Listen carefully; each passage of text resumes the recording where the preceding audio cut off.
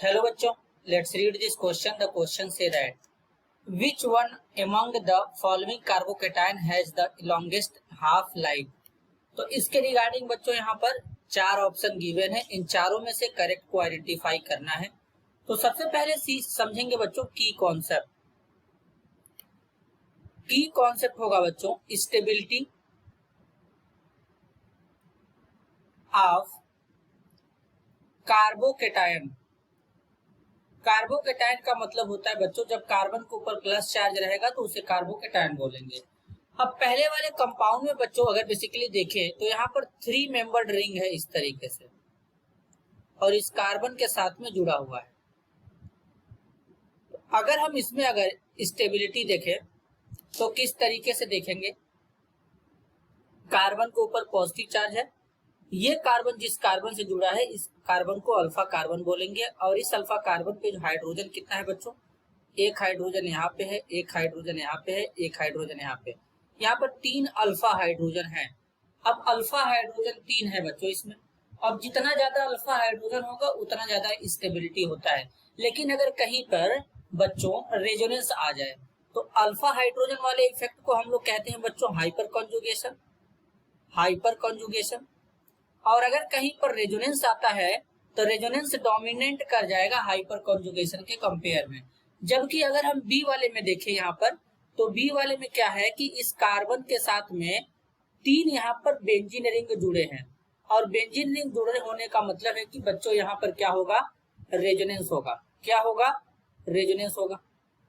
अब रेजोनेंस इसलिए होगा बच्चों क्योंकि यहाँ पर कॉन्जुगेशन में है, ये पॉजिटिव चार्ज बेंजीन रिंग के साथ क्या है, कॉन्जुगेशन में है।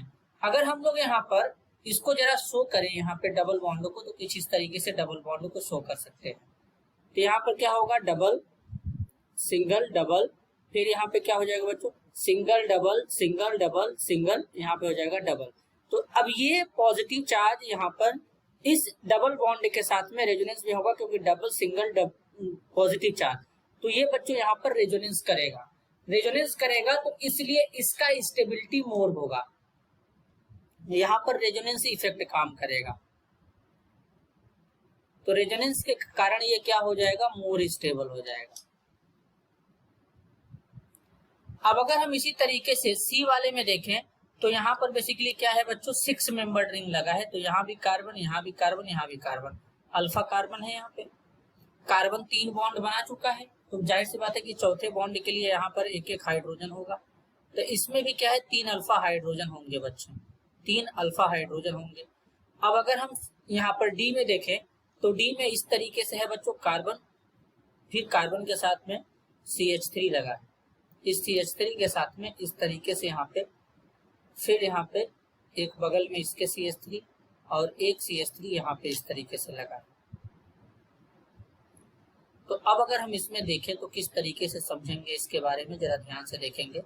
ये हमारा कार्बोकेटायन हो गया, इसके रिस्पेक्ट में alpha carbon alpha carbon alpha carbon, 3 alpha carbon है, एक अल्फा कार्बन पे 3 हाइड्रोजन है, तो टोटल 3 3 6 3 9 9 अल्फा हाइड्रोजन होंगे बच्चों।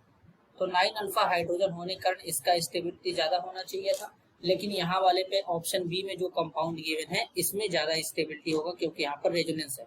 अब जिसका स्टेबिलिटी ज्यादा होगा उसका हाफ लाइफ क्या होगा, लॉन्गेस्ट होगा, क्योंकि हाफ लाइफ जो होता है बच्चों, हाफ लाइफ जो होता है वो स्टेबिलिटी के डायरेक्टली प्रोपोर्शनल होता है। तो अगर स्टेबिलिटी बढ़ता है तो हाफ लाइफ टाइम क्या होगा, बढ़ेगा। तो करेक्ट आंसर क्या होगा, option B. This is your answer. I hope you understood it well. All the best.